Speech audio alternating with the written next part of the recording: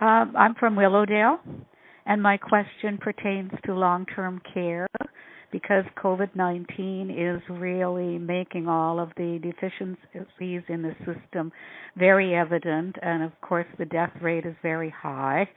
The Premier has been promising us that changes will occur in the system, and if I could, I would like to hear Robin Martin speak a little bit about what that might look like, even though I know that she is in the Ministry of Health and not long-term care.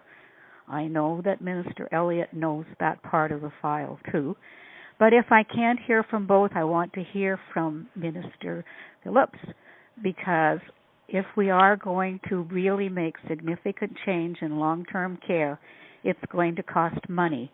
And I'm wondering what kind of consideration he is giving to that, even at this very early stage. Thank you so much for that question, Pam. So I'd like to give PA Martin an opportunity to reply first, and then perhaps Minister Phillips can to add to that to her remarks at the end. Okay, great. Well, thank you very much for the question, Pam. It is really important to the long-term care sector, and that's why we created a self-standing Ministry of Long-Term Care, because we do think it is an important area. And I must say that already our government has been working very hard at making changes to try to have a better model for long-term care and a better model for home care, so that we do a better job with our elderly and with other people who need supports in their home or need a supported assisted living. And so we've been taking all kinds of initiatives, and in fact, before the House the legislature was no longer able to sit because of COVID-19, we had a piece of legislation in the House to reform home care and make it part of our Connected Care Act, which was the first big piece of healthcare legislation that our government brought in. So we're trying to make sure that all of parts of the system are connected. And a key thing, obviously, is the health human resources that work in long-term care homes, in home care, in hospitals and retirement homes.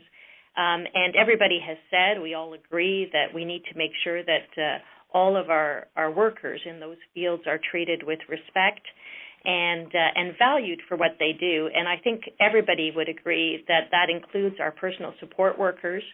If you looked back at the Hansard for speeches around the home care legislation, a lot of our emphasis was on how we need to integrate our personal support workers into the healthcare team so that they can provide their thoughtful insights as part of that team to the nurse that they work with or the doctor, all responsible for the patient's care.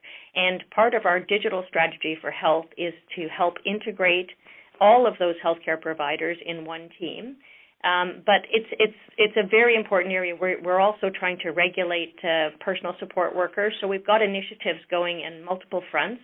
And I think you heard the Minister of Long-Term Care say today or yesterday at the press conference, if you watched, that they had already begun a health human resource kind of review to figure out how better to staff our long-term care homes and other supportive living homes to make sure that the right supports are in place and that the workers have all they need to do their job well. So we definitely already are working on that, and I think we have great promise on that front, and I'm looking forward to what we're going to achieve. But we've got to get past COVID-19 to do that. So I think that Robin handed it off nicely. One of the things that is, I don't want to call it a silver lining because this really is a crisis at a scale that, that is unprecedented. But it is obviously showing us where weak spots are, and the Premier and the Minister of Long-Term Care have been clear. These are pressures that have built up over a long time and not been addressed in terms of the system.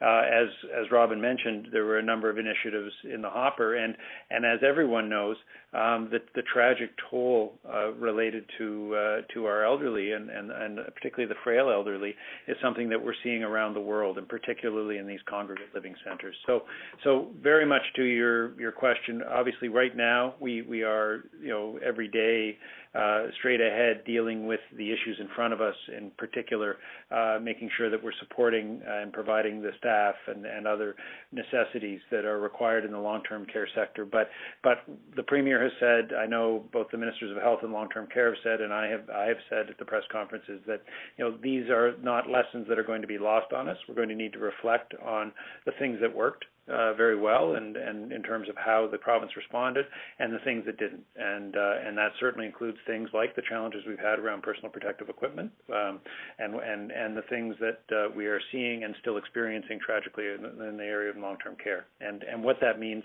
not just to prepare for the next pandemic, but to make sure that we're making the changes we need and that we're resourcing those. So it'll, again, post COVID-19, there will be a renewed focus on that.